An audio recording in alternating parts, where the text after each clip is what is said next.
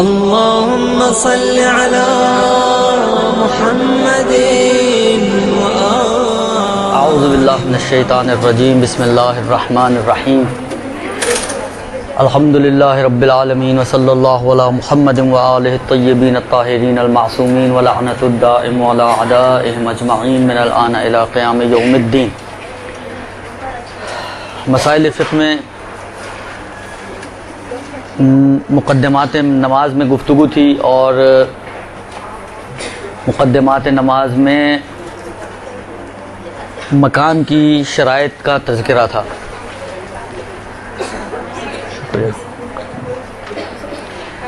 مکان کی شرائط میں پہلی شرط یہ تھی کہ نمازی کا مکان سے مراد گھر نہیں ہے پورا، یعنی مکان یعنی وہ جگہ جہاں پہ وہ کھڑے ہو کر نماز پڑھ رہا ہے وہ مکان مباح ہونا چاہیے۔ نتیجتاً اگر کوئی شخص غصبی جگہ پر نماز پڑھے گا تو اس کی نماز باطل ہو جائے گی۔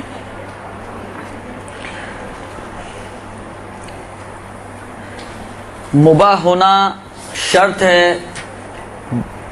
بعض از فقہا جیسے آغا خوئی اور امام خمینی علیہم الرحمہ انہوں نے اس شرط کو فتوے کے طور پر بیان کیا ہے، اور بعض دیگر جیسے آغا سیستانی دامہ ذلو انہوں نے اس شرط کو احتیاط واجب کی بنا پر بیان فرمایا ہے۔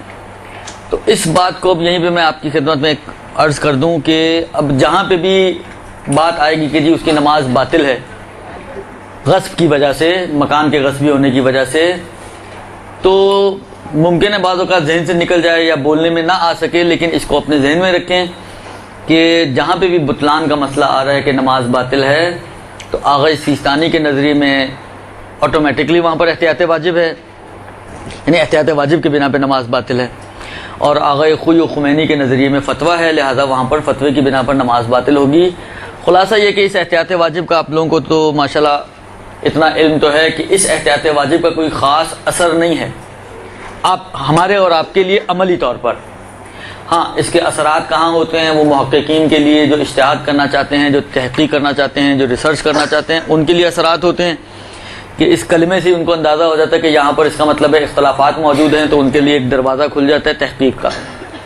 لیکن ہم جیسے لوگ جو صرف عملی اعتبار سے ان مسائل کو سیکھ رہے ہوتے ہیں تو عملی اعتبار سے کوئی خاص فرق نہیں پڑتا کہ فتوے کی بنا پر باطل ہو یا احتیاط کی بنا پر باطل ہو، جبکہ آگے جو مراجعین جن کا تذکرہ ہوتا ہے ان میں بھی حکم بطلان ہی کا ہو۔ ہاں اگر کوئی ایسا مجتہد نکل آئے جو کہے کہ جی غصبی جگہ پر نماز صحیح ہے تو پھر آغا سیستانی والوں کو ایک بینیفٹ مل سکتا ہے کہ احتیاط واجب ہے، وہ رجوع کر سکتے ہیں۔ لیکن یہ تو ایک ایسی چیز ہے کہ کسی بھی مجتہد نے اس کے باطل نہ ہونے کو تو نہیں کہا ہے، باطل ہونے کو تقریباً سب نے کہا ہے کم و بیش۔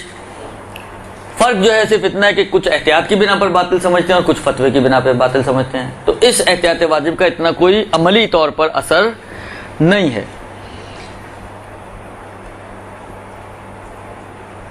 اگر تھوڑا آسان کیا جائے مسئلے کو، غصبی جگہ پر نماز پڑھنا دو صورتیں بن سکتی ہیں اس کی۔ پتہ نہیں اب یہ مائک کہاں تک چلتا ہے۔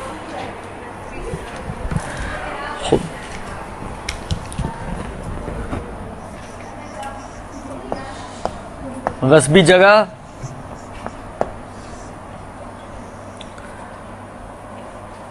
جان بوجھ کر غصبی جگہ پر نماز پڑھنا، یا جان بوجھ کر ہے یا بھولے سے ہے۔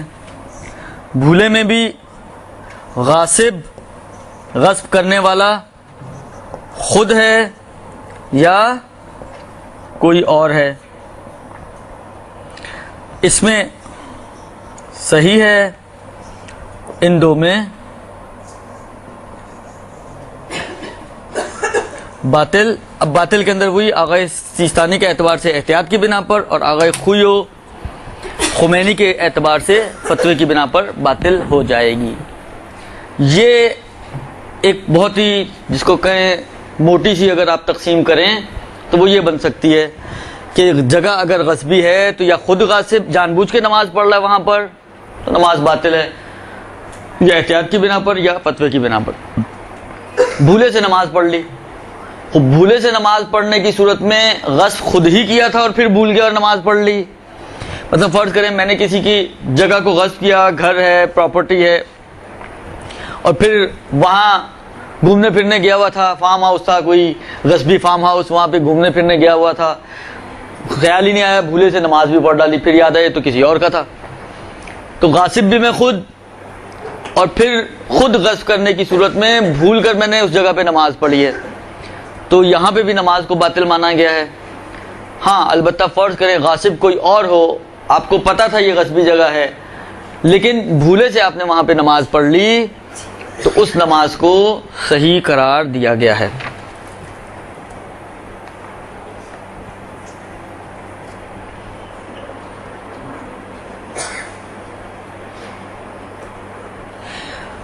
اچھا، اسی طریقے سے ایسی جگہ نماز پڑھے کہ جس کے غصبی ہونے کا علم نہیں تھا اور نماز پڑھنے کے بعد اس کو پتا چلا کہ جی یہ جگہ تو غصبی تھی، تو اس صورت میں بھی اس کی نماز صحیح قرار پائے گی۔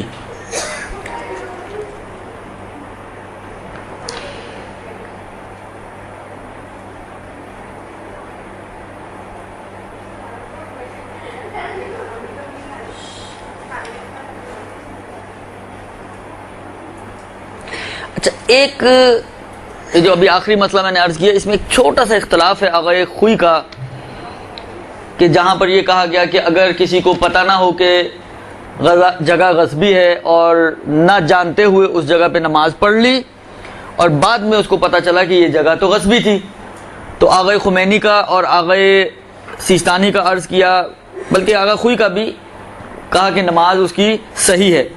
اس میں ایک چھوٹا سا اختلاف کیا ہے آغائے خوئی نے، اور وہ یہ کہ اگر اس صورت میں کہ جہاں پر اس کو پتہ نہیں تھا،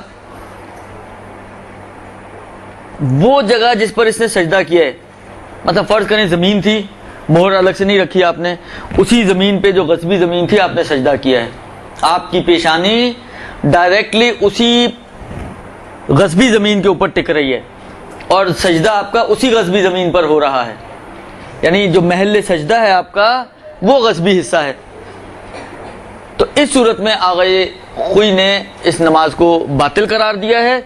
اس کے علاوہ صورت میں مثلا جگہ غصبی تھی، آپ نے اپنا مہر رکھ کے اس کے اوپر نماز پڑھی ہے، تو محل سجدہ آپ کا غصبی نہیں ہے، اس کے نیچے کی جگہ ضرور غصبی ہے لیکن خود محل سجدہ غصبی نہیں ہے، یا مثلا فرض کریں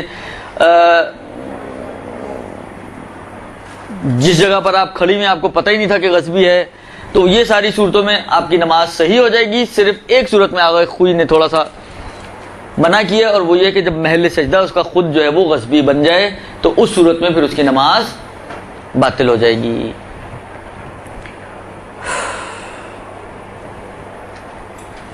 خوب، ایک شخص کو یہ تو معلوم تھا کہ یہ غصبی جگہ ہے، اور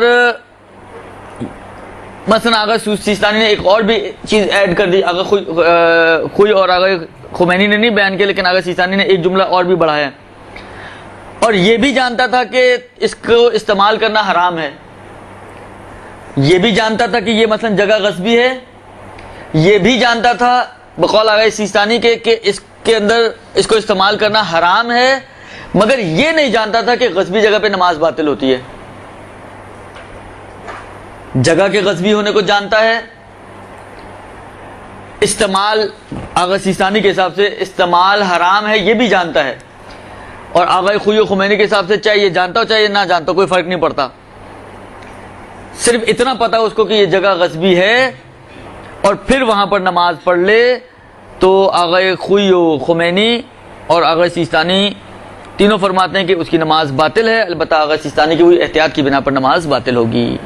بس آغا خوئی و خمینی نے ایک ہی شرط لگائی ہے کہ یہ جانتا ہو کہ جگہ غصبی ہے اور پھر نماز پڑھ لے وہاں پر، اور یہ نہ جانتے ہوئے کہ نماز باطل ہوتی ہے، یہ پتہ ہے غصبی جگہ ہے لیکن یہ نہیں پتا تھا، حکم نہیں معلوم تھا کہ غصبی جگہ میں نماز باطل ہوتی ہے، اور نماز کی شرطوں میں سے ایک شرط یہ کہ غصبی نہیں ہونی چاہیے جگہ، یہ نہیں جانتا تھا لیکن غصب ہونے کو جانتا تھا، تو ایسی صورت میں آغا خوئی و خمینی فرماتے ہیں نماز باطل ہے۔ آغا سیستانی نے ایک جملہ اور بھی اضافہ کیا ہے، یہ بھی جانتا ہو کہ غصبی جگہ پہ تصرف کرنا اور اس کو استعمال کرنا حرام ہے، اور پھر یہ نہ جانتے ہوئے کہ نماز باطل ہوتی ہے نماز پڑھ لے تو اس کی نماز احتیاط کی بنا پر باطل ہے۔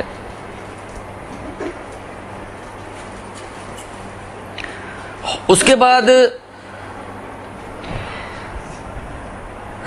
یہ دو تین مسئلے اہم مسئلے ہیں ہمارے معاشرتی اعتبار سے بھی، کیونکہ ہمارے معاشرے کی بعض مشکلات ایسی ہیں کہ مثلا خاص طور پہ جب والدین کا انتقال ہوتا ہے تو بہنوں کو میراث نہیں دی جاتی، یا بہت زیادہ توجہ نہیں ہوتی میراث کے بانٹنے کے اوپر، یا حتیٰ بعض اوقات کوئی بھائی مانگ بھی رہا ہوتا ہے تو وہ اپنی پراپرٹی تقسیم نہ ہونے پائے، کاروبار تقسیم نہ ہونے پائے، ان جھنجھٹوں میں جو ہے وہ بانٹتے نہیں ہیں وغیرہ وغیرہ۔ تو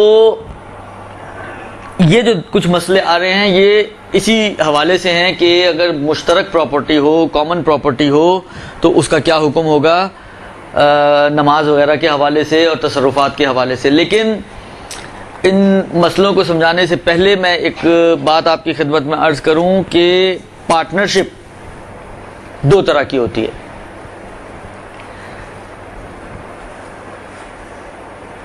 مثلا فرض کریں کہ یہ ایک پلاٹ ہے مثلا، درست، خوب، دو آدمیوں نے مثلا ایکس اور وائی نے مل کر اس پلاٹ کو خریدا ہے، تو اس پلاٹ میں دونوں کی پارٹنرشپ ہے، دونوں مشترک ہیں، شریک ہیں ایک دوسرے کے ساتھ۔ یہ شرکت اور یہ پارٹنرشپ دو طرح سے قابل تصور ہے۔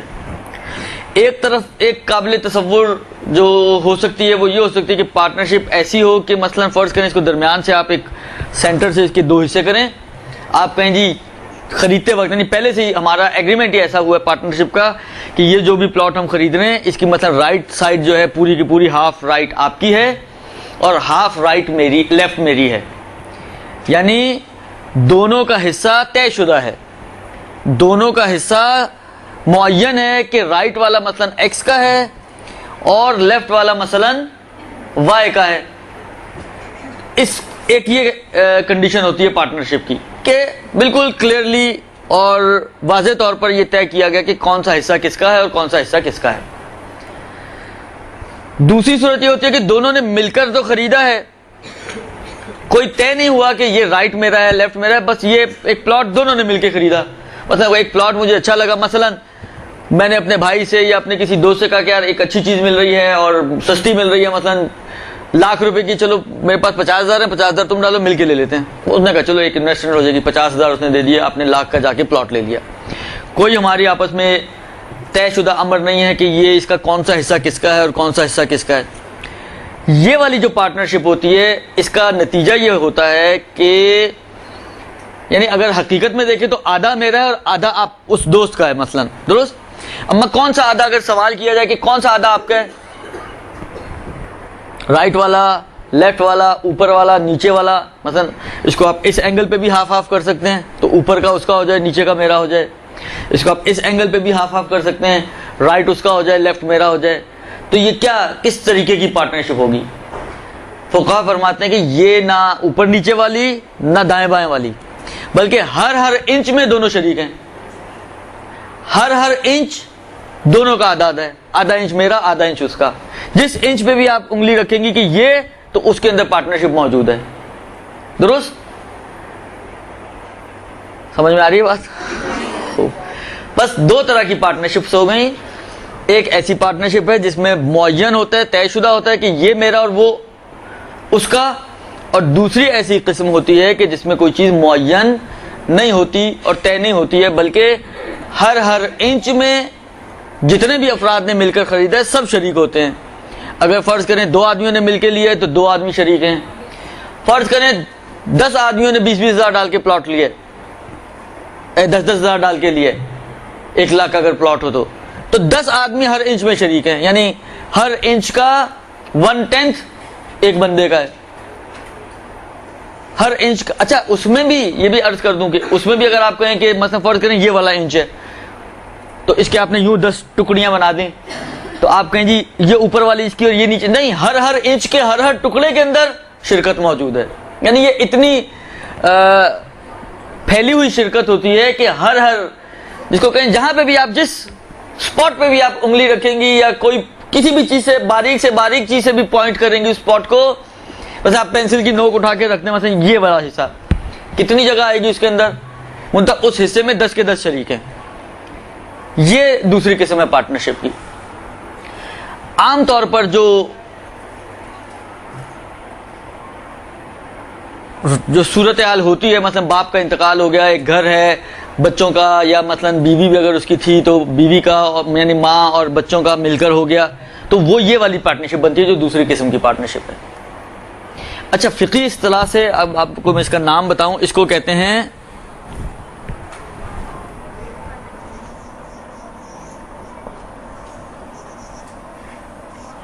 مشاع. یہ جو دوسری والی قسم ہے اس کو کہا جاتا ہے مشاع. اور شرکت اشاعہ اسی مشاع اشاعہ سے بنا ہے. جب پارٹنرشپ کہیں گے تو پارٹنرشپ یہ ہے، اور پراپرٹی کے لیے جو لفظ استعمال ہوتا ہے وہ یہ استعمال ہوتا ہے. اشاعہ وہی شائع ہونے سے نکلا نا، پارٹنرشپ پھیلی ہوئی ہے، شائع ہے، پورے پلاٹ میں پھیلی ہوئی ہے پارٹنرشپ. نہیں ہے کہ صرف ایک حصہ اس کا اور ایک حصہ یعنی آپ کلی لیں تو 2 میں شریک ہیں اور ایک اس کا اور ایک حصہ، معینہ نہیں ہے. اس کے مقابل میں جو لفظ استعمال ہوتا ہے جو پہلی والی قسم تھی وہ معینہ ہے. معین عین سے، میم عین یہ نون ہے، معینہ.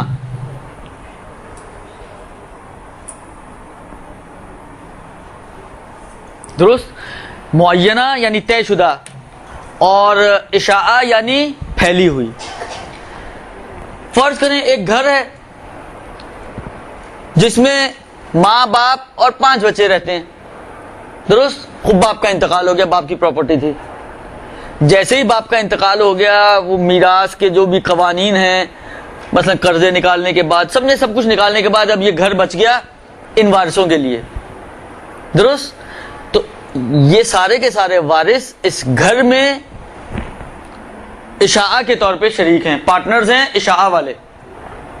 یعنی جو بھی مثلا فرض کریں 2 بیٹیاں 3 بیٹے، 2 بیٹیوں کو آدھا ملنا ہے، بیٹوں کو ڈبل ملنا ہے، اور بیوی کیونکہ اولاد موجود ہے تو بیوی کو 1/8 ملے گا. اب جو بھی ان کا ریشو بن رہا ہے اس ریشو کے حساب سے ہر انچ میں اسی ریشو سے سب شریک ہیں. مثلا ایک اگر انچ آپ لیں، 1 انچ میں 1/8 اس کی بیوی کا، باقی جو بچ رہا ہے 7/8، 7 حصوں کو اگر آپ تقسیم کریں 3 اور 3 6 اور 2 8 میں، تو 8 میں سے مثلا 1 حصہ ہر بہن کا اور 2 حصے ہر بھائی کے، 1:2 کا ریشو ہوگا نا. تو باقی جو ہے اس میں 1:2 کا ریشو بن جائے گا ہر بہن بھائی کا. اس کو کہتے ہیں اشاعہ. اچھا، اشاعہ کا حکم سب سے مشکل ہے. جہاں پر معینہ پارٹنرشپ ہے، مثلا فرض کریں طے شدہ ہے کہ یہ اس کا ہے یہ میرا ہے، خوب میں اپنے حصے میں کسی بھی طرح کا تصرف کر سکتا ہوں، وہاں جاؤں جا کے نماز پڑھوں، وہاں جاؤں جا کے سو جاؤں، وہاں جاؤں جا کے بیٹھ جاؤں، کھیلوں کودوں، جو مرضی کروں، مجھے اختیار ہے. مجھے اس حصے کو استعمال کرنے کے لیے اپنے پارٹنر کی اجازت کی ضرورت نہیں ہے. اسی طرح پارٹنر اپنے حصے کو یوز کرنا چاہے، فرض کریں وہ وہاں پہ گوڈاؤن بنا ڈالے، وہ وہاں پہ مثلا فرض کریں سٹبل بنا دے، گھوڑے پال لے وہاں پر، وہ مثلا جو بھی کرنا چاہے، تو وہ مجھ سے اجازت کا محتاج نہیں ہے. لیکن جو اشاعہ والی پارٹنرشپ ہوتی ہے اس میں کوئی بھی شریک دوسرے شرکاء کی اجازت کے بغیر اس پراپرٹی کو یوز نہیں کر سکتا. کسی بھی شریک کو حق نہیں ہے کہ وہ دوسرے کی اجازت کے بغیر، اب وہ اجازت کیسے ثابت ہوتی ہے ابھی آئے گا یہ مسئلہ، لیکن دوسرے کی اجازت کے بغیر وہ اس کو استعمال کرے، کسی کو بھی حق نہیں ہے. اگر استعمال ہوگا تو میوچل انڈرسٹینڈنگ کے ساتھ ہوگا، ایک دوسرے کی باہمی رضامندی کے بعد ہوگا. فرض کریں کوئی ایک بھی اگر اجازت نہیں دیتا تو استعمال نہیں ہو سکتا. آپ کہیں جی اس میں میرا بھی حصہ ہے تو ٹھیک ہے ہوگا، لیکن بنحو اشاعہ، یا تو اس کو معین کر لیں، ہم اس کو بانٹ دیں. یہ ہو سکتا ہے کہ اشاعہ کو آپ تبدیل کر دیں معین کی طرف. جس طرح مثلا مثال دی، مثلا فرض کریں یہ پلاٹ ہے، 2 آدمیوں نے مل کر خریدا بنحو اشاعہ، درست، یعنی شرکت ہماری پھیلی ہوئی ہے اس کے اندر. لیکن ہم آپس کی انڈرسٹینڈنگ سے یہ کر سکتے ہیں کہ بھائی ہے تو عشاء، اس کی مشکلات زیادہ ہیں، چلو ایک کام کرتے ہیں کہ مثلا رائٹ والا تمہارا یا لیفٹ والا تمہارا یا اس کے برعکس، ایک حصہ پورا تم لے لو، ایک حصہ پورا میں لے لوں، تاکہ یہ ان جھنجھٹوں سے ہم لوگ بچ جائیں. تم اپنے استعمالات میں آزاد، میں اپنے استعمال میں آزاد. خود دونوں کی انڈرسٹینڈنگ ہو گئی، رائٹ لیفٹ پہ بھی انڈرسٹینڈنگ ہو گئی، تو اس کے بعد سے پھر یہ معینہ ہو جائے گا. لیکن جب تک یہ طے نہیں ہوتا اس وقت تک یہ سب مشترک ہیں اس کے اندر، اور جب سب مشترک ہیں تو کسی کی بھی اجازت کے بغیر دوسرے کو تصرف کا حق حاصل نہیں ہے. اب آپ آئیں ہمارے معاشرے میں، آپ آ جائیں، آپ دیکھیں کتنی مشکلات ہیں، کتنی جگہوں پر میراث نہیں بانٹی گئی. اصلا بہنیں بعض اوقات مانگ رہی ہوتی ہیں کہ ہمارا حق دو، مگر بھائی دینے کے لیے تیار نہیں ہوتے، میں گھر بھیج دیں اپنا. تو اس میں کیا ہوگا نماز کا حکم؟ ابھی آ جائے گا کہ کیا حکم ہوگا. درست، حکم یہ ہوگا کہ آغا سیستانی کے حساب سے احتیاط کی بنا پر باطل، اور آغا خوئی و خمینی کے حساب سے فتوے کی بنا پہ نماز اس کی باطل ہو جائے گی. کیوں؟ اس لیے کہ فرض یہ ہے کہ جس جگہ پہ یہ کھڑے ہو کے نماز پڑھ رہے ہیں اس میں سے مثلا فرض کریں ایک حق اس کا ہے، باقی 7 حق کسی اور کے ہیں، اور وہ ان میں سے بعض راضی نہیں ہیں، تو اس کی نماز بہرحال ایک ایسی جگہ پر ہو رہی ہے جس کا کچھ حصہ غصبی ہے. لہذا حد سے زیادہ مشکلات ہیں اس مسئلے کی وجہ سے، اور کتنے سارے لوگوں کی نمازیں باطل ہوتی ہوں گی اسی مسئلے کی وجہ سے کہ وہ شرکت عشاء والی ہے اور بعض شریک راضی نہیں ہیں، اور ان کی رضایت کے بغیر وہاں پہ نمازیں ہو رہی ہیں، وہاں پر عبادتیں ہو رہی ہیں. یہ عبادتیں سب کی سب جو ہیں وہ شرط کے نہ ہونے کی بنا پہ. آپ نے دیکھا بعض صورتوں میں تو مثلا اگر خوئی نے جیسا کہا کہ اگر نہ بھی جانتا ہو کہ نماز باطل ہے، پھر بھی اگر محل سجدہ اس کا غصبی بن رہے تو اس کی نماز باطل ہے آغا خوئی کے حساب سے. تو کہنے کا مقصد یہ ہے کہ یہ نہ جاننے کے باوجود بھی بعض صورتوں میں نماز اس کی باطل ہو سکتی ہے. لہٰذا یہ بہت ہی زیادہ مشکل اور مبتلا بے مسئلہ ہے کہ یہاں پر بہت غلطیاں ہمارے معاشرے میں ہو رہی ہیں. لہذا آقا فرماتے ہیں کہ اگر ایک ایسی ملکیت ہو کہ جس کے اندر دوسرے افراد بھی شریک ہوں اور ان کا حصہ طے شدہ نہ ہو، معین نہ ہو، تو بغیر دوسرے شریک کی اجازت کر اس میں تصرف نہیں کیا جا سکتا. تصرف یعنی اس کا استعمال، اس پراپرٹی کو یوز نہیں کیا جا سکتا. اور اگر کوئی نماز پڑھے تو اس کی نماز باطل ہو جائے گی. احتیاط کی بنا پر آغا سیستانی اور باقیوں کا فتویٰ. اچھا جی، یہ تو ایک مسئلہ ہو گیا. اس میں ممکن ہے خواتین عام طور پہ تو ممکن ہے شاید مظلوم ہی واقع ہوتی ہیں، البتہ خواتین بھی بہت بڑی بڑی بھولو پہلوان موجود ہیں، لیکن عام طور پر اگر دیکھیں آپ تو ممکن ہے خواتین مظلوم واقع ہو رہی ہوں، ان کا حق نہ مل رہا ہو، وہ تو چاہ رہی ہوں مثلا بھائی دے دیں، یا مثلا فرض کریں حتی بعض اوقات مثلا گھر جو تھا وہ ماں کا تھا، ماں کا انتقال ہو گیا، باپ موجود ہے، باپ نہیں دے رہا اپنی اولادوں کو ان کا حق، تو باپ ظالم اور اولاد مظلوم.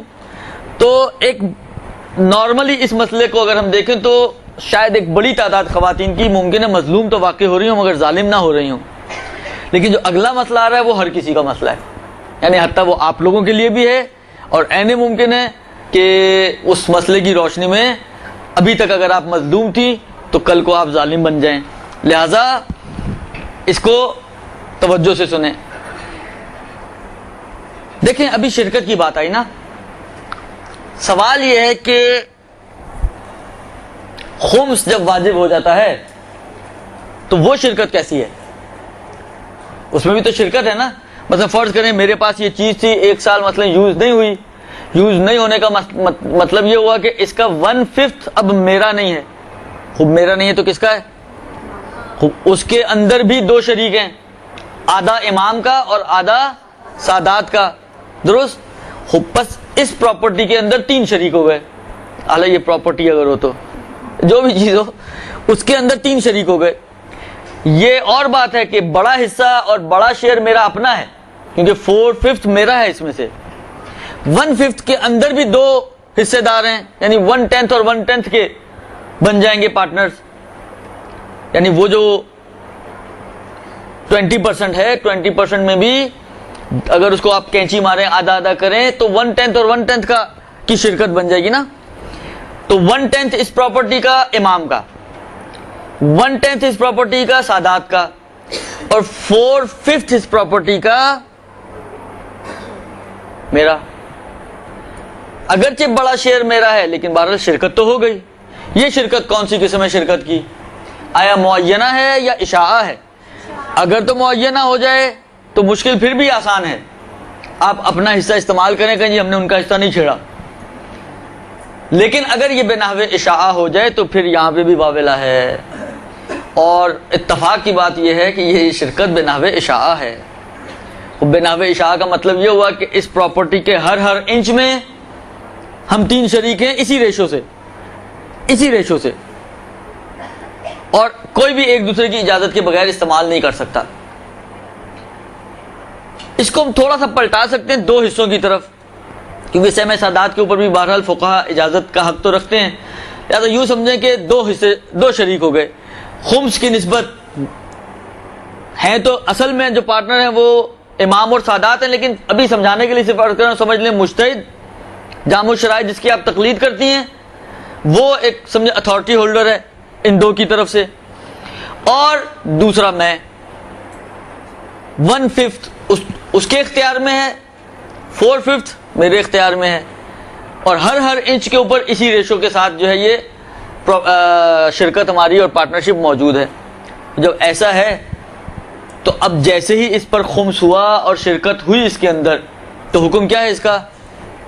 वो जो मसला खुम्स में आपने पढ़ा होगा या नहीं पढ़ा होगा तो पढ़ लेंगे इंशाल्लाह, कि जैसे ही किसी चीज़ पर खुम्स वाजिब होता है तो उस चीज़ को इस्तेमाल करना जायज़ नहीं है।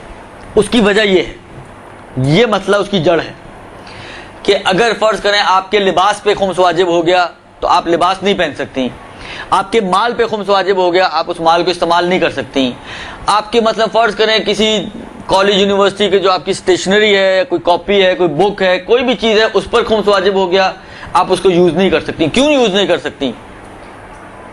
उसकी वजह यही है कि यूज़ इसलिए नहीं कर सकती कि हर इंच के ऊपर तो 2 पार्टनर्स हैं, तो जब 2 पार्टनर्स हैं आपने दूसरे पार्टनर से पूछा है जो आप इस्तेमाल कर रही हैं? नहीं पूछा। खूब नहीं पूछा तो कानून यही है कि जहाँ पे भी शिरकत इशाआ की शक्ल में हो वहाँ पर आप पार्टनर की इजाज़त के बगैर उसे यूज़ नहीं कर सकती। इसीलिए वहाँ पे भी खुम्स के चैप्टर में भी फ़ुक़हा ये फरमाते हैं, और यहाँ पे भी मैं अर्ज़ कर दूँ आपकी खिदमत में कि अगर कभी ऐसी सूरत हाल हो जाए कि खुम्स वाजिब हो जाए और चीज़ आपको इस्तेमाल करनी हो तो पहले कम अज़ कम फ़ोन करके किसी भी जिसकी भी आप तकलीद करती हैं उनके वकील से एक इजाज़त ले लें। अगर वो आपको इजाज़त दे दे तो फिर उसको इस्तेमाल करें। दुरुस्त हो।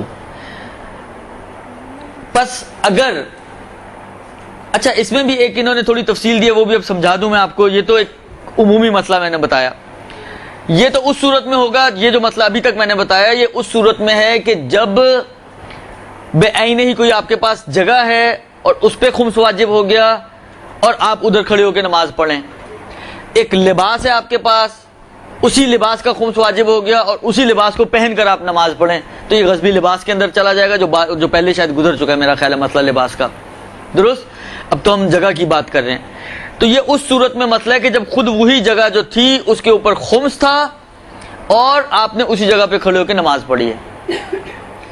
अब हम एक कदम और आगे बढ़ते हैं, और वो ये कि नहीं मेरे पास ऐसी कोई जगह नहीं है कि जिसके ऊपर कोई खुम्स वाजिब था, मेरे पास पैसा है जिस पे खुम्स वाजिब है, और उस पैसे के जरिए मैंने घर खरीदा है।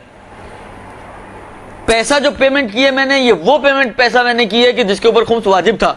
फर्ज करें 50 लाख का घर है, मेरे पास 50 लाख पड़े हुए थे, 4-5 साल से मैंने संभाल के रखे हुए थे, मुझे घर लेने ढूंढ रहे थे, आप ढूंढ रही थी, आपकी मतलब का नहीं मिल रहा था, आज मिल गया 4 साल बाद, समझे 3 साल बाद मसलन। अब वो जो 3 साल से 4 साल से आप अमाउंट संभाले बैठी हुई थी, आपने वही 50,000 उठाए जिस पर खुम्स वाजिब है और जाके घर ले लिया।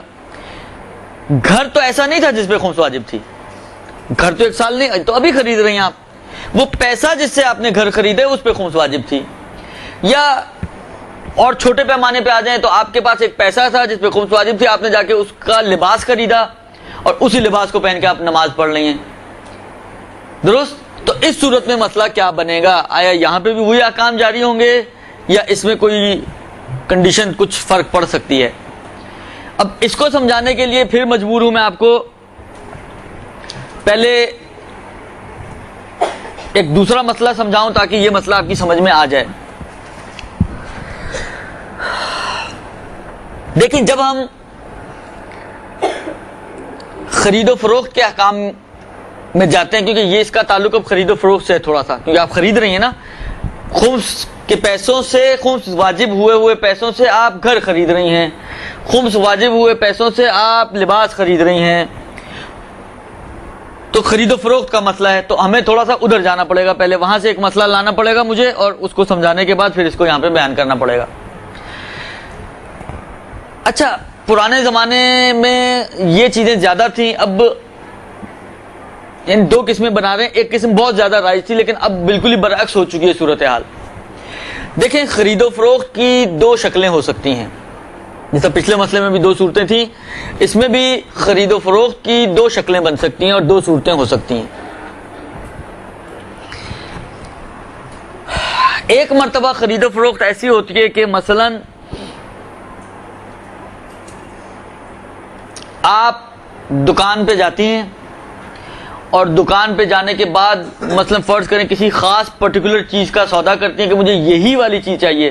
وہ اگر آپ کو کہ میں اندر سے دوسرا پیس لا کے دیتا ہوں, کوئی فریش پیس لا کے دیتا ہوں, یہ خراب ہو رہا ہے, گندا ہو رہا ہے, آپ کہیں گے نہیں مجھے یہی والا پیس چاہیے. کسی ایک خاص پرٹیکولر چیز کے اوپر آپ معاملہ کریں اس طریقے سے کہ آپ جو پیسے بھی دینا چاہ رہی ہیں وہ بھی پرٹیکولر کر کے دینا چاہ رہی ہیں. جو آپ پیمنٹ کرنے جا رہی ہیں وہ پیمنٹ بھی آپ کہہ رہے ہیں کہ مجھے مثلا میں نے کہا نا کہ یہ اب آج کل معاشرے میں رائج نہیں ہے, لیکن کیونکہ انہوں نے دیا ہوا مسئلے سے سمجھانا پڑ رہا ہے مجھے. مثلا فرض کریں یہ آپ کے پاس وہ پیسہ ہے جس پہ خمس واجب ہے, مثلا 1000 روپے کا نوٹ ہے, اور یہ چیز 1000 روپے کی ہے, درست. آپ اسے کہتے ہیں مجھے یہی والا چاہیے اور میں اس کے مقابلے میں یہی والا نوٹ تمہیں دوں گی. اس نوٹ کے بدلے میں آپ کیوں انفسائز کر رہی ہیں یہی نوٹ دینے پہ؟ آپ کے ذہن میں یہ کہ اس کے اوپر خمس واجب ہے, یہ چلا جائے گا تو خمس بھی چلی جائے گی, درست. آپ اس لیے انفسائز کر رہی ہیں کہ میں یہی والا نوٹ دوں گی. آپ کے ذہن میں اپنا, اب جائے گی یا نہیں جائے گی وہ تو ابھی بتاتا ہوں میں آپ کو, لیکن آپ کے اپنا اجتہاد یہ کہہ رہا ہے کہ یہ نوٹ سے ہی جان چھڑوا لو جس کے اوپر خمس واجب ہے. لہذا آپ کہہ رہی ہیں کہ میں یہ والا نوٹ دوں گی اور اس چیز کے بدلے میں, پرٹیکولرلی اس چیز کے بدلے میں. ایک یہ کنڈیشن ہوتی ہے معاملے کی. تو اس صورت میں فقہا کہتے ہیں کہ مثلا فرض کریں یہ لباس ہے, آپ نے یہ والا نوٹ دے کر یہ والا لباس لیا اور اس لباس کو پہن لیا سی کے بعد میں, تو اس پر خمس جو ہے آپ کی ادھر سے شفٹ ہو کر اس لباس پہ چلی جائے گی, درست. آسمان سے گرے کھجور میں اٹک گئے. اور جب اس لباس کو پہن کر آپ نماز پڑھیں گی تو وہ جو سارے احکام ابھی بیان ہوئے شرکت والے وہ سب یہاں پہ جاری ہوں گے. نتیجتاً جب آپ بغیر, آپ تو یہ سمجھ رہے ہیں خمس چلی گئی, جبکہ خمس واپس پلٹ کر آ گئی ہے, درست. تو اب جو آپ اس لباس میں نماز پڑھیں گی تو یہ نماز آپ کی باطل ہو جائے گی. آغا سیستانی احتیاط واجب, خوی و خمینی فتویٰ, درست. یہ ایک کنڈیشن ہے معاملے کی. دوسری کنڈیشن جو معاملے کی, جو اس وقت رائج کنڈیشن ہے, جو آپ لوگ بھی کرتے ہیں, اور میں نے کہا جس کا رواج ہے اس وقت, اس طرح تو کوئی بھی نہیں آج کل معاملہ کرتا جا کے بولے جی مجھے یہ والا نوٹ دینا ہے اور مجھے یہی والی چیز لینی ہے, درست.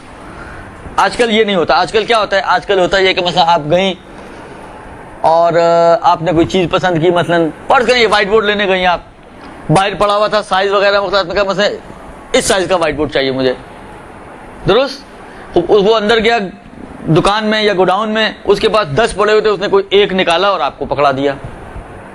آپ نے پوچھا کتنے کا ہے, اس نے کہا مثلا سے 100 روپے کا. آپ نے بھی اپنے بیگ میں ہاتھ ڈالا اور 100 کا نوٹ نکالا اور اس کے حوالے کر دیا, درست. نہ طے آپ کی طرف سے ہوا ہے کہ کون سی چیز چاہیے, بس یہ چیز چاہیے, اب کوئی بھی اٹھا کے لے اس ادھر سے. تب موبائل وغیرہ میں ہوتا ہے, مثلا فرض کریں آپ نے اسے 4 دکھا دیا, آپ نے ایک پسند کر لیا, مثلا فرض کریں جو بھی آپ نے پسند کیا وہ جائے گا اندر سے ڈبہ پیک لا کے آپ کو, وہ تو کھلے پڑے ہوئے ہوتے ہیں, تو وہ جائے گا اندر سے. کوئی بھی آپ نے پوچھا کلر کون سا چاہیے, اس نے کہا جی مثلا فرض کریں بلو کلر میں چاہیے, وہ جائے گا بلو کلر کا, کوئی بھی 4-6 پڑے ہوئے ہوں گے, ان 4-6 میں سے 4-6 بلو بھی ہوں گے, تو کوئی بھی ایک اٹھا کے لے آئے گا. اور آپ کی بھی جیب میں مثلا فرض کریں اگر 10,000 کا موبائل ہے تو 10,000 کے 10 نوٹ اگر پڑے ہوئے ہیں تو آپ بھی کوئی ایک نکال کے اس کو پکڑا دیا. آپ نے نہ آپ نے کوئی طے کیا ادھر سے کہ نوٹ کون سا ہوگا, نہ اس نے کوئی طے کیا کہ جنس کون سی ہوگی, بس اس جنس کا کوئی بھی فرد. اور نوٹوں میں بھی 1000 مثلا 10,000 کا کوئی بھی نوٹ, درست. دوسری یہ قسم ہے معاملے کی جو رائج ہے. مطلب آپ کیا کرتی ہیں, مطلب آپ گئیں, آپ نے گھر دیکھ لیا, آپ نے کہا ٹھیک ہے ہاں جی پسند آ گیا, پہلے آپ سودا کرتی ہیں اس گھر کا, اور اس کے بعد کہتی ہیں کہ جی ٹھیک ہے میں آپ کو اس کی پیمنٹ دے دوں گی, اور آپ نے بعد میں مثلا جا کے فرض کریں ابھی یہ لو آپ ٹوکن لو, آپ نے 25,000 اس کو ٹوکن منی دے دی آپ نے, درست, اس کے بعد پھر بعد میں لا کے پیمنٹ دے دیا آپ نے اس نے. تو یہاں پر جو پیسے ہیں آپ نے کوئی طے نہیں کیا کہ میں یہی والے نوٹ لا کے دوں گی ولا غیر اور کوئی نہیں ہوں گے. یا مثلا میں نے کہا نا کہ جو اس وقت رائج ہیں وہ سارے اسی طریقے کے ہیں کہ پہلے آپ, اگر سمجھانے کے لیے عرض کروں تو پہلے آپ یوں سمجھیں کہ آپ ایک خلائی معاملہ کرتے ہیں, چیزوں کے قطع نظر کے اس نے کون سی لا کے پکڑانی ہے آپ کو, اور آپ نے کون سا نوٹ نکال کے دینا ہے. ایک جس کو کہ اوپر آپ نے بات کی ہے جی مجھے یہ چیز اس قسم کی چاہیے, اس نے 2-4 سیمپل دکھایا, آپ نے ایک کو اوکے کر دیا, اب وہ اندر سے جا کے کوئی بھی اٹھا کے لا کے دے سکتا ہے. یا آپ مثلا چھوٹی سے چھوٹی چیز میں بھی اگر آپ چل جائیں, مثلا فرض کریں آپ نے کہا جی اس کو 2 روپے دیے کہ جی ایک ماچس کی ڈبیا دے دو, وہ آپ کے بھی آپ نے ہاتھ مارا, جتنا چندہ تھا اس میں سے 2 روپے نکالے اس چلر میں سے اور اس کو پکڑا دیے, وہ بھی اندر گیا, 10 ڈبیاں پڑی ہوئی تھیں اگر پیکٹ میں تو ایک کھول کے اس نے آپ کو پکڑا دی, بعض اوقات اوپر والی, بعض اوقات درمیان والی, بعض اوقات نیچے والی, جو ہاتھ میں آئی اس نے پکڑا دی آپ کو. تو چھوٹے سے چھوٹی چیز ہو یا بڑے سے بڑی چیز ہو, آج کل جو شکل ہے معاملے کی وہ یہ والی قسم ہے. اس میں اب ہوا یہ کہ آپ نے فرض کریں کوئی چیز, کوئی کپڑا خریدا آپ نے یا کوئی گھر خریدا آپ نے, پیمنٹ کرتے وقت آپ کو ایک دم ہوشیاری آئی, آپ نے کہا وہ والے پیسے دے دیتی ہوں جس کے اوپر خمس واجب تھی, اور آپ نے وہ پیسے اس کو پکڑا دیے, درست. اب کیا ہوگا حکم, اس میں فقہا یہ فرماتے ہیں کہ یہ خمس اس گھر پہ شفٹ نہیں ہوگی, آپ کی گردن پہ شفٹ ہوگی. فرق ہے دونوں چیزوں میں, درست. یہ جی ہاں, خمس آپ کی گردن پہ جائے, آپ مقروض ہو گئے. خمس کے جن کی خمس آپ کی گردن پہ تھی امام و سادات, اب آپ ان امام, پہلے تو اس چیز میں تھی نا, چیز تو آپ نے نکال دی اپنی جیب سے, تو اب وہ خمس کہاں گئی, پہلی کنڈیشن میں اس کپڑے پہ شفٹ ہو گئی تھی, اس گھر پہ شفٹ ہو گئی تھی. اس کنڈیشن میں چیز کے اوپر شفٹ نہیں ہوگی بلکہ وہ آپ کی گردن کے اوپر شفٹ ہو جائے گی, یعنی آپ مقروض ہو جائیں گے خمس کے, امام کے اور سادات کے. لہذا فرض کریں 50 لاکھ میں اگر 10 لاکھ خمس تھا جو گھر آپ نے خریدا ہے, تو اب آپ 10 لاکھ کی خمس کے مقروض ہیں. یہ ایک قرضے کی شکل میں آپ کے اوپر آ گئی ہے. گھر کا اس سے کوئی تعلق نہیں ہے, لباس کا اس سے کوئی تعلق نہیں ہے, نتیجتاً اس کا مطلب ہے اس گھر میں کوئی شرکت نہیں ہوئی, اس کا مطلب ہے کہ اس لباس میں کوئی شرکت نہیں ہوئی.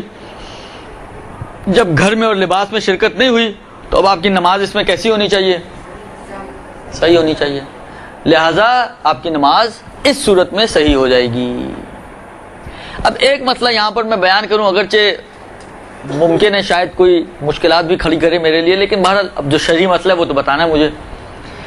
عرض کروں آپ کی خدمت میں, حج کے اوپر بہت سارے علماء, اگرچہ یہ بات فقہ نے کہا ہے, ایسی بات نہیں کہ وہ بالکل ہی بے پر کی بول رہے ہیں, نہیں, فتاویٰ کے اندر یہ چیز موجود ہے, لیکن گنجائش, مسئلہ آپ نے سن لیا نا. خوب, اسی مسئلے کی روشنی میں آپ سے سوال کرتا ہوں کہ فرض کریں میں حج پہ گیا, میری جیب میں وہ پیسے تھے کہ جن پیسوں پر خمس واجب تھا, اور اسی خمس واجب ہوئے پیسوں سے میں نے بکرا خریدا قربانی کے لیے وہاں پر, اور اسی دوسری شکل میں, تو میری قربانی صحیح ہے صحیح نہیں ہے؟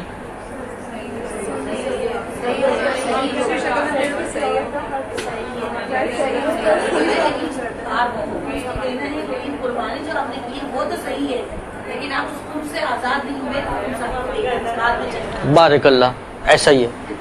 خوب, احرام آپ نے خریدا, احرام گئے دکان پر, جس طرح میں نے عرض کیا, آپ نے دیکھا, پسند کیا, اس نے 10 سیمپل آپ کو دکھا دی, یہ ایسا یہ ویسا, اس کا یہ فائدہ, اس کا یہ نقصان, یہ آپ نے کہا یہ والا ایک دے دو مجھے, اس سائز کا دے دو. وہ گیا اندر سے سائز دیکھ کر اٹھا کے ایک پیک آپ کو لا کے پکڑا دیا اس نے, درست. آپ نے بھی جیب سے پیسے نکال کے خمس والے پکڑا دیے اس کو, درست.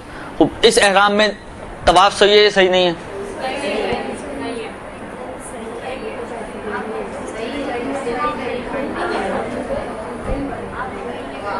صحیح ہے,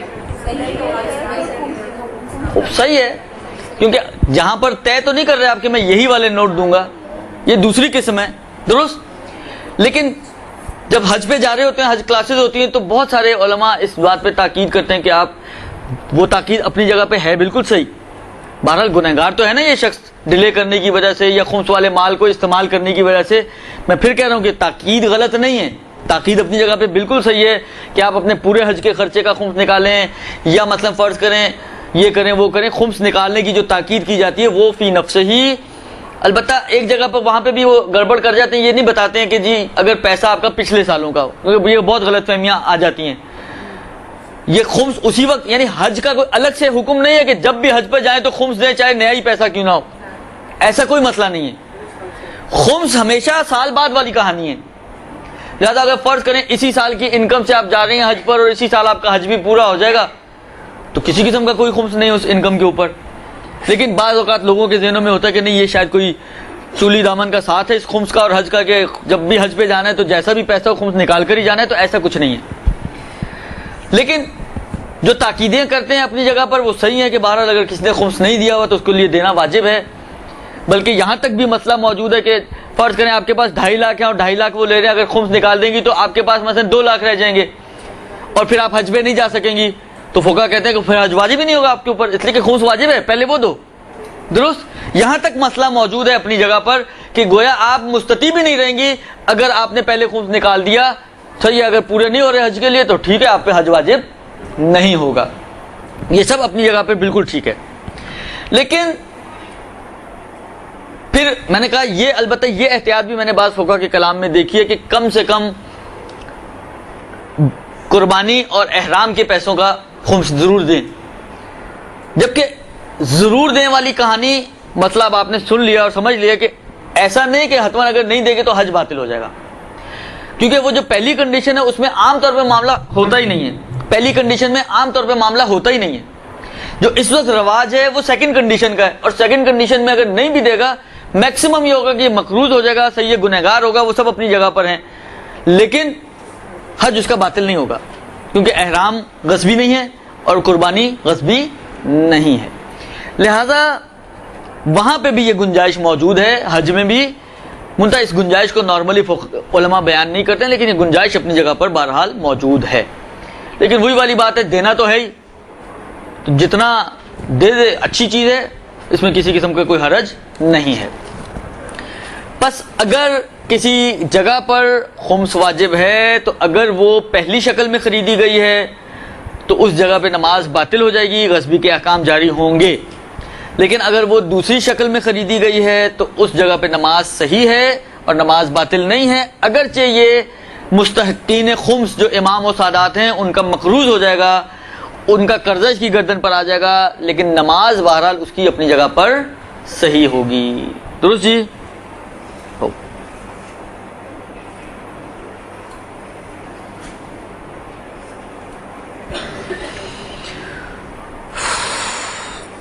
اچھا, اب اگلا جو مسئلہ ہے وہ یہ ہے کہ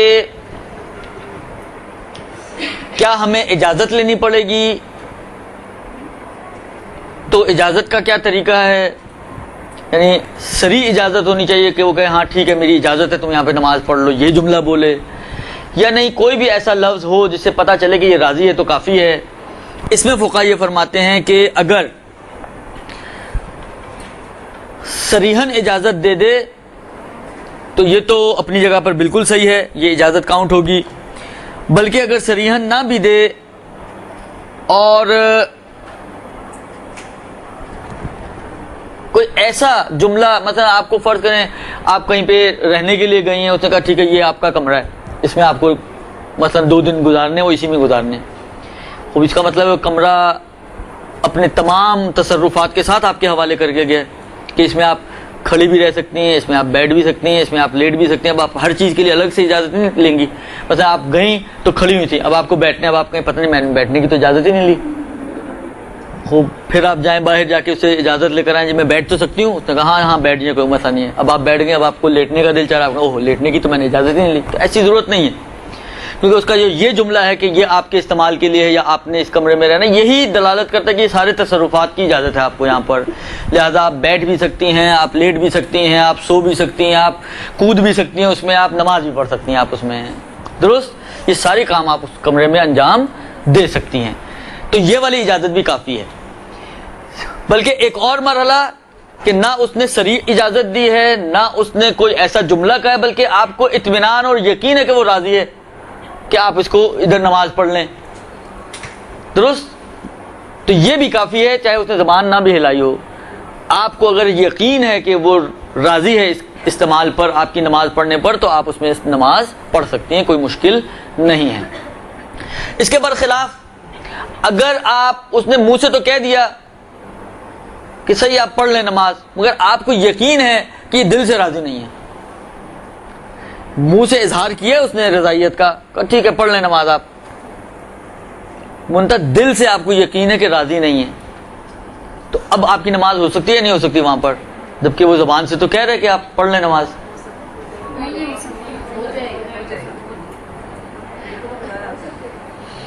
اس میں نماز نہیں ہوگی، اس لیے کہ دل بڑی ظالم چیز ہے، لہذا اگر وہ دل سے راضی نہیں ہے تو آپ کی نماز نہیں ہوگی۔ یہی مسئلہ نکاح میں بھی آتا ہے، یہی مسئلہ نکاح کے باب میں بھی آتا ہے کہ ایک لڑکی مثلا بعض اوقات ہوتا ہے آپ کو پتہ ہے کہ دل سے راضی نہیں ہے، یعنی آپ قسم کھا سکتے ہیں کہ یہ دل سے راضی نہیں ہے، منتہا زبان سے ابھی کسی بھی وجہ سے کہہ رہی ہے ہاں ہاں کہہ دیا، یا فرض کریں کوئی رسی اس کی پکڑی ہوئی تھی کسی گھر والے نے، وہ ہلا دی تو اس کی گردن منڈی ہل گئی اس کی، لیکن آپ کو معلوم ہے کہ وہ دل سے راضی نہیں ہے، تو یہ نکاح نہیں ہو سکتا، یہ نکاح نہیں ہو سکتا جب تک کہ لڑکی راضی نہ ہو۔ لہذا یہ جہاں پر بھی اس قسم کے مسائل ہیں وہاں پر دل کی رضائیت ضروری ہے۔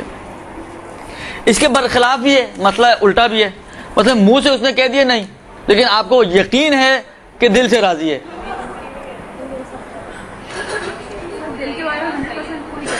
حالا کسی بھی طرح آپ کو کوئی، آپ ولی اللہ خاتون ہیں اور آپ کو پتہ چل گیا، مثلا آپ نے اس کے دل میں جھانک لیا ہے، آپ کی نگاہیں بہت تیز ہیں، برزخی آنکھیں آپ کی کھلی ہوئی ہیں، درست؟ حالا کوئی بھی دیکھیں، بعض اوقات ہوتی ہیں ایسی صورتیں کہ مثلا فرض کریں کہ آپ اس کی جو ہے مثلا کوئی آپ کی سہیلی ہے، آپ اس کی ہم نوالا ہم پیالہ ہیں، ساری باتیں آپ سے شیئر کرتی ہے، تو اس نے اپنا دل آپ کے سامنے کھولا ہوا ہے، اور جب وہ اجازت لے رہا تھا، مثلا مولانا صاحب اجازت لے رہے تھے کمرے میں، تو آپ بھی وہاں کھڑی ہیں، آپ کو پتہ ہے کہ دل سے راضی نہیں ہے مگر ابھی ہاں کر رہی ہے، تو بعض اوقات سچویشن آ جاتی ہیں کہ دل انسان پڑھ لیتا ہے کہ وہ راضی ہے یا راضی نہیں ہے، درست؟ تو ایسی صورت میں اگر وہ منہ سے منع کر رہا ہو لیکن آپ کو یقین ہے کہ دل سے راضی ہے، تو وہاں پہ بھی نماز صحیح ہونی چاہیے نہیں ہونی چاہیے؟ وہاں پہ صحیح ہو جائے گی نماز، کیوں؟ اس لیے کہ وہ دل سے راضی ہے۔ بس یہ سٹیپس ہیں، صریح طور پہ اجازت ملے آپ کو، صریح نہ ہو بلکہ صریح کے علاوہ کوئی بھی ایسا جملہ ہو جس سے آپ کو پتہ چل جائے کہ یہ راضی ہے، حتیٰ لفظ نہ ہو بلکہ اس کے دل کے آپ کو کیفیت کا علم ہو جائے کہ وہ دل سے راضی ہے، تو آپ ادھر نماز پڑھ سکتی ہیں، پھر اس پہ غصبی کے احکام جاری نہیں ہوں گے۔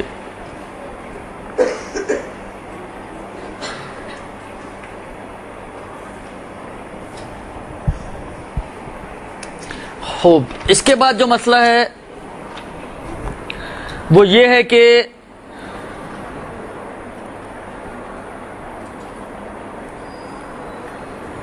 اچھا، یہ امام خمینی کا ایک مسئلہ تھوڑا ہے تو ٹیڑھا، اگر کوئی آپ میں مقلدہ ہے تو کان بند کر لے کیونکہ مشکل آفرین مسئلہ ہے یہ تھوڑا سا، لیکن بہرحال ہے مسئلہ اپنی جگہ پر، اس لیے میں آپ کی خدمت میں عرض کرتا ہوں۔ مثلا فرض کریں کہ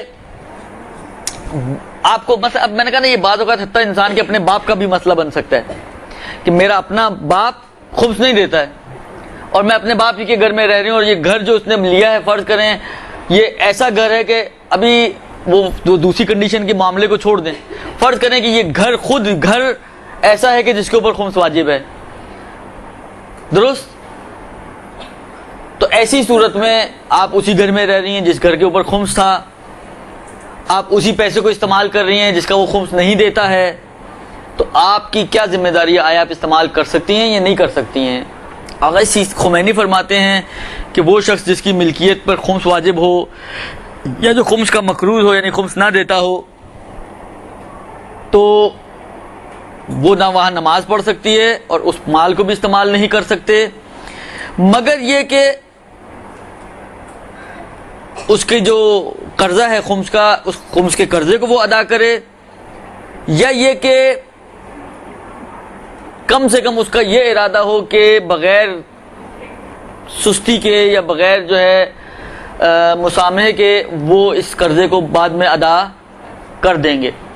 یعنی اگر وہ یہ اپنے قرضہ ادا کرنا چاہتا ہو، ابھی پیسے نہیں ہیں، ٹھیک ہے ادا کر دوں گا، آئیں گے یہ وہ، تو پھر تو صحیح ہے. لیکن اگر وہ اصلاً چاہتا ہی نہ ہو تو اس صورت میں آقا خمینی کا مسئلہ سخت ہے. وہ منع کرتے ہیں کہ آپ کی نماز بھی وہاں صحیح نہیں ہوگی اور اس مال میں تصرفات بھی آپ کے لیے جائز نہیں ہوں گے. جبکہ اس کے مقابل میں آقا خوئی اور آقا سیستانی دونوں فرماتے ہیں کہ آپ کے تصرفات میں کوئی مشکل نہیں ہے، آپ کے لیے جائز ہے، صحیح ہے. وہ مقروض ہے تو اس کی گردن پہ جائے گا، لیکن آپ اس گھر میں نماز بھی پڑھ سکتی ہیں اور آپ جو ہے وہ اس مال کو بھی استعمال کر سکتی ہیں.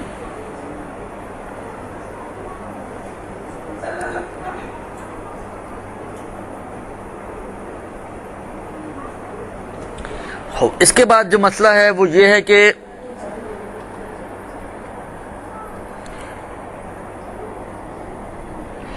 مثلا ایک شخص جس کے اوپر خمس تھا. اچھا یہ مسئلہ انشاءاللہ خمس میں آئے گا کہ آیا اگر کسی نے خمس نہیں نکالا تو وارثوں کی ذمہ داری ہے خمس دیں اس کی. آقا خوئی اور امام خمینی تو تقریباً ہر حالت میں واجب سمجھتے ہیں کہ اگر اس نے خمس نہیں نکالا ہوا تو پہلے اس کی مال کا خمس دیا جائے اور اس کے بعد پھر اس کو تقسیم ہوگا. اب فرض کریں کوئی مر گیا اور ایسی ہی کوئی پراپرٹی ہے اس کے پاس کہ جس کا خمس باقی ہے یا اس کی گردن پہ خمس تھا، مقروض تھا خمس کا، تو اس میں بھی آقا خمینی یہی کہتے ہیں کہ اگر بنا ہے ان وارثوں کی کہ ہم نکال دیں گے اس کے مال سے یا اسی پراپرٹی سے ہم نکال دیں گے تو ٹھیک ہے، پھر وہ استعمال کر سکتے ہیں. لیکن اگر وہ نہیں نکالنا چاہتے، ہڑپ کرنا چاہتے ہیں، تو پھر ان کے لیے اس پراپرٹی کو یا اس مال کو استعمال کرنا جائز نہیں ہوگا، حتیٰ اس میں نماز بھی ان کی باطل ہو جائے گی.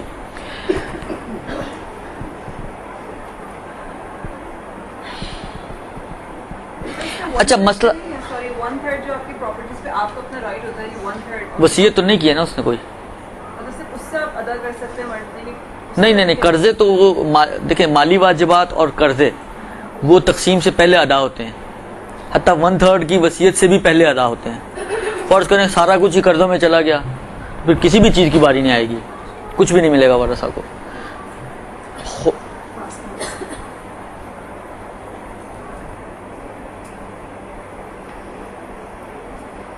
اگر بہنیں راضی ہیں تو پھر کیا نماز صحیح ہوگی؟ اس کو دیکھتے ہیں ابھی کیا ہے. خوب عرض خدمت یہ ہے کہ اگلا جو مسئلہ ہے وہ یہ ہے کہ مثلا فرض کریں کسی کا انتقال ہو گیا، درست، اور اب اس کے خمس کے تصرفات کا تو مسئلہ بتا دیا کہ اس میں اس جگہ پہ نماز ہو سکتی ہے، مثلا آپ گئی ہیں تدفین وغیرہ کے لیے تو آپ ادھر نماز پڑھ سکتے ہیں، نہیں پڑھ سکتے ہیں، مسئلہ آ گیا پچھلا والا. اب فرض کریں کسی اور کے قرضے اس کی گردن پہ موجود ہیں، مثلا کاروباری آدمی تھا، بینک سے لون لیا ہوا ہے، یا مثلا بینک کو چھوڑ دیں فیلن، یا مثلا فرض کریں کہ کسی XYZ سے لون اس نے اٹھائے ہوئے ہیں اور لوگوں کا مال اس جو بھی وراثت چھوڑ کے گیا اس کے اندر دوسروں کے قرضے بھی موجود ہیں. تو ایسی صورت میں اب گویا وہی والی بات ہوگی نا کہ جیسے یہ مرے گا، مثلا یہ اس کا اگر پراپرٹی ہے سارا ترکہ ہے اور جو چھوڑ کے گیا ہے تو اس کے اندر گویا شرکت ہو گئی، وارث اور وہ مقروض جن کا قرضہ اس نے دینا ہے سب شریک ہو گئے ہیں. تو اب یہ اس کے اندر کیا کر سکتا ہے، کیا صورتحال ہوگی؟ تو اس میں فرماتے ہیں کہ حرام ہے اس کے لیے اس میں نماز پڑھنا، اور البتہ میت اٹھانے کی حد تک جو جزئی چھوٹے چھوٹے جو تصرفات ہیں کہ بالآخر جب تک گھر میں داخل نہیں ہوں گے تو میت کیسے اٹھے گی، تو اس حد تک جو ہیں جو میت اٹھانے سے ریلیٹڈ ہیں اتنے تصرف کی اجازت ہے، اور اس سے زیادہ تصرفات کے لیے جو ہے فرماتے ہیں کہ یہ اجازت نہیں ہے اور اس کو استعمال نہیں کر سکتے اس کی پراپرٹی کو.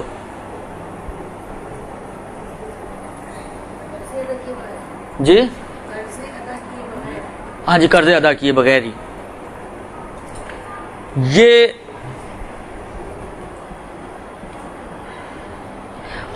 یہ مسئلہ جو اب اگلا مسئلہ ہے وہ یہ ہے کہ قرضے تو نہیں ہے اس کی گردن پہ، قرضے وغیرہ نہیں ہے، سارا مال اس کا اپنا ہے، لیکن مشکل یہ ہے کہ جن کو چھوڑ کر گیا ہے اپنے بعد اس کے وارثوں میں کوئی نابالغ یا کوئی دیوانہ موجود ہے. اس صورت میں فرض کریں میں جاتا ہوں وہاں پر تو اب یہ تو پراپرٹی مشترک ہو گئی نا, ایک حصہ اس پراپرٹی کا مثلا اس بچے کا بھی ہے جو نابالغ ہے ابھی. چلیں جہاں تک بڑوں کا تعلق ہے ان سے تو آپ نے اجازت لے لی تو مشکل حل ہو جائے گی. اس کا کیا ہوگا؟ کہتے ہیں کہ یہاں پر اس کے ولی سے اجازت لینی پڑے گی, اور جب تک اس کے ولی سے اجازت نہ لی جائے تو اس وقت تک مشکل حل نہیں ہوگی. اور جہاں تک وہی میت اٹھانے والے تصرفات کی حد تک ہے, جو چھوٹے چھوٹے تصرفات ہوتے ہیں ان کا مسئلہ نہیں ہے, وہ اجازت ہے. لیکن وہاں پہ اگر آپ نماز پڑھنا چاہیں یا اور مزید بیٹھ کے کھانا وانا کھانا چاہیں جبکہ اس کے وارثوں میں چھوٹا بچہ نابالغ بچہ بھی موجود ہے تو وہ اس کے لیے ولی سے اجازت لینی پڑے گی. اب یہ والا مسئلہ بھی ایسا مسئلہ ہے کہ یہ ہمارے یہاں بہت ہی زیادہ جس کو کہیں پامال ہونے والا مسئلہ ہے, اور جس کا کوئی بھی خیال نہیں رکھتا کہ اگر وارثوں میں کوئی نابالغ بچہ ہے تو اس مشکل کو حل کیا جائے کہ کس طرح حل کیا جائے اس مشکل کا. درست؟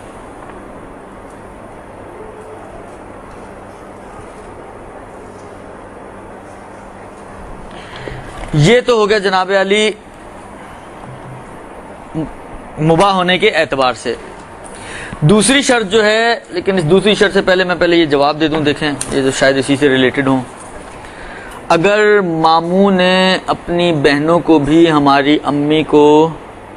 اپنی بہنوں کو یعنی ہماری امی کو جائیداد میں سے حصہ نہیں دیا, کسی ایک کو بھی نہیں, اور وہ لینا بھی چاہتی ہوں, تو ہم جانتے ہیں کہ یہ جگہ یا مکان جہاں ماموں رہتے ہیں غصبی ہے, تو کیا ہم اس مکان میں یہ جانتے ہوئے بھی کہ غصبی ہے نماز پڑھ سکتے ہیں؟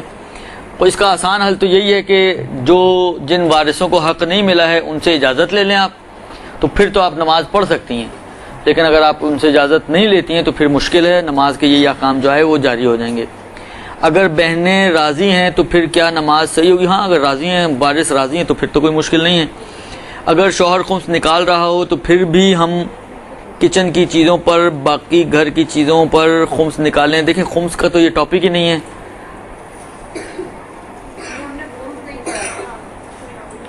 خمس تو سارا کچھ ایک ساتھ تو نہیں پڑھ سکتے نا, انشاءاللہ آہستہ آہستہ.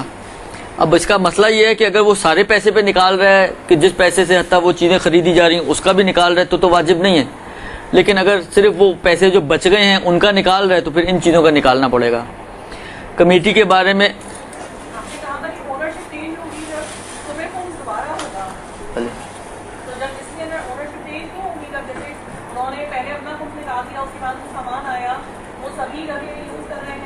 یوز کر رہے ہیں, لیکن آنرشپ تو نہیں اس نے دے دی سب کو. آنرشپ تو چینج. کمیٹی کے بارے میں, کمیٹی کا مسئلہ تو بہت لمبا ہے, یہ میں ابھی نہیں بتا رہا ہوں. خرچہ مرد کے ہاتھ میں ہے, خمس عورت یعنی ہماری چیزوں پر ہے, تو خمس کے پیسے کیسے ادا کریں؟ جو پیسے آپ لوگوں کو ملتے ہیں اس میں سے ادا کریں, اور کیسے ادا کریں؟ ورنہ جس طرح دوسرے خرچے آپ اپنے پورے کرتی ہیں اس طرح اس کو بھی پورا کریں, اگر البتہ شوہر نے اجازت دی ہوئی ہو جیبیں کاٹنے کی تو. ورنہ شوہر کی اجازت کے بغیر اس کی جیب نہیں کاٹی جا سکتی ہیں, یہ بھی بتا دوں میں آپ کو. اگر کوئی شخص اپنے جہیز کا زیور بیچ کر حج کرے تو کیا اس زیور کو بیچ کر خمس ادا کرے پھر حج کرے, یا ویسے ہی حج کر سکتا ہے؟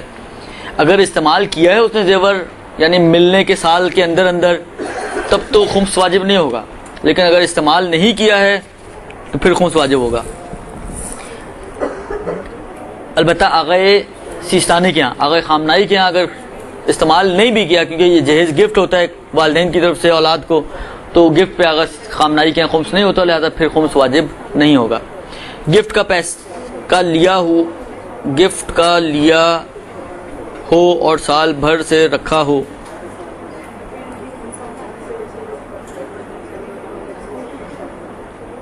پہلے اس شخص کے پاس, بعد میں مجھے یہ مسئلہ سمجھ میں نہیں آیا, جس کا مسئلہ یہ کلیئرلی ذرا